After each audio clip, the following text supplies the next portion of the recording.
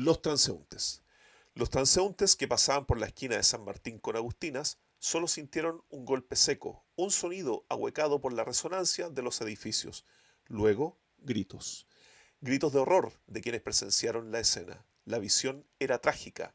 El cuerpo de un hombre lanzado desde 12 pisos, como una figura de plasticina deformada por los dedos de un niño travieso. Extraña postura de los miembros, un cráneo destrozado por la explosión del golpe. Pedro se había levantado temprano. Desayunó huevos revueltos y café. Tenía que acudir al juzgado de familia de Santiago, en General Maquena. Su ex esposa lo había demandado por pensión alimenticia hacía 3 años. Y esa era la última citación a la que debía asistir. Su hija Paloma ya tenía 7 años y hacía 3 que no tenía contacto con ella. Pedro trabajaba ocasionalmente como garzón en restaurantes del barrio Italia. A veces ganaba bien, a veces apenas lo suficiente para mantenerse, pero nunca dejó de intentar cumplir con la cuota que el tribunal le imponía. Paloma lo había olvidado. Solo lo recordaba cuando su madre notaba que el depósito mensual no llegaba a tiempo.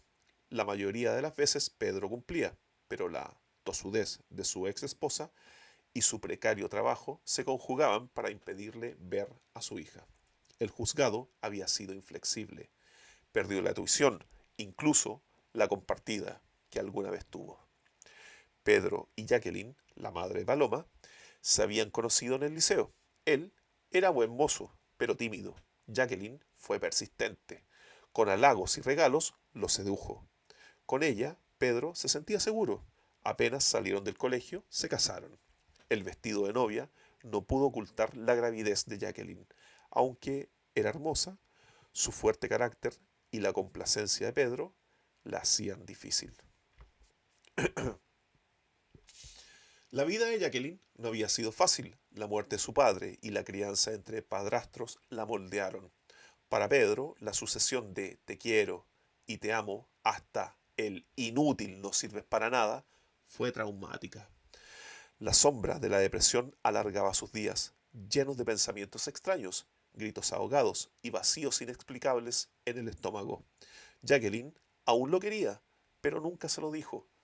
Lo plano del carácter de Pedro la enervaba. Para ella era importante avanzar. Pedro era como un auto olvidado en el estacionamiento de un aeropuerto de pasajeros que solo habían tomado pasaje de ida.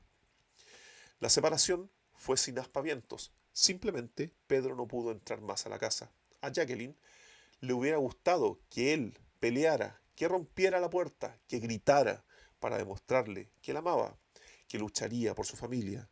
Pero ese no era el estilo de Pedro. Arrendó una pieza con baño cerca de la casa familiar. Desde la ventana observaba la calle. La primera vez que las vio pasar quiso hablarles, pero nunca se atrevió. Todos los días veía a Jacqueline con su hija caminando al jardín infantil. Vio crecer a Paloma desde esa ventana. Vio pasar inviernos y veranos sin fuerzas para exigir sus derechos. El día de la citación, Pedro se bañó, desayunó y fue al juzgado.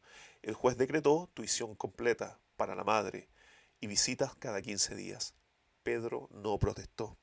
Apenas cruzaron miradas con Jacqueline. Ella pensó que, a pesar de lo sombrío, aún era el hombre del que se había enamorado.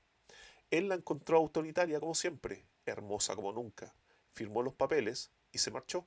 Caminó por San Martín hacia la Alameda, en la esquina de Agustinas. Por el rabillo del ojo divisó una sombra que caía. El suicida se estrelló a solo 2 metros de él. Su ropa quedó ensangrentada con los fluidos y restos del desconocido. ¡Wow! Mientras declaraba como testigo, vio la oscura mancha de sangre escurrirse por las hendiduras del pavimento. Su cuerpo tiritaba, entero mientras recordaba el momento exacto de la caída, la sombra y el sonido sordo que se repetía en su cabeza. Pensó en cuál sería la historia de aquel hombre. Pensó en su propia historia. Pensó en Jacqueline y en Paloma. Él no quería terminar así.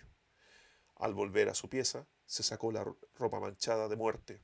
No pudo dormir en toda la noche. Pasó una semana entre la duda y el arrepentimiento, hasta que sintió una energía distinta brotar del drama ajeno que había presenciado.